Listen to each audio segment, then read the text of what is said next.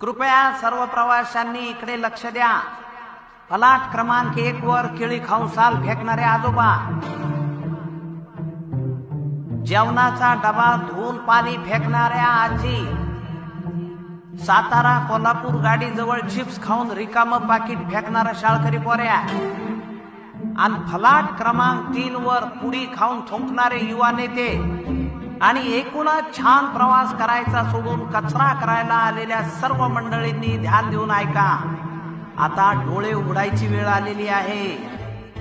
स्वच्छता ही काही एकट्या दुपट्या माणसाची जबाबदारी नाहीये, ती सर्वांची जबाबदारी आहे। घाणीचा वास माणूस पाहत नाही, तो जसा सामान्य माणसाच्या नाकात शिरतो तसा व्हीआयपीच्या पण, आणि या घाणीमुळे रोगराई सुद्धा पसरते।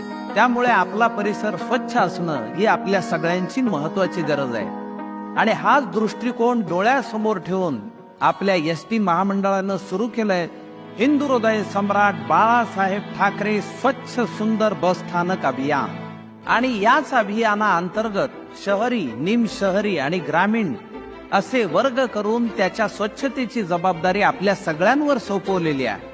आणि या अभियानाअंतर्गत पहिल्या, दुसऱ्या आणि तिसऱ्या क्रमांकावर येणाऱ्या बस स्थानकाला अनुक्रमे 50 लाख, 25 लाख आणि 10 लाख अशी भव्य बक्षीसही ठेवण्यात आलेली आहे। हे केवळ अभियान नाही, ही एक मोठी चळवळ करायची। स्वच्छ सुंदर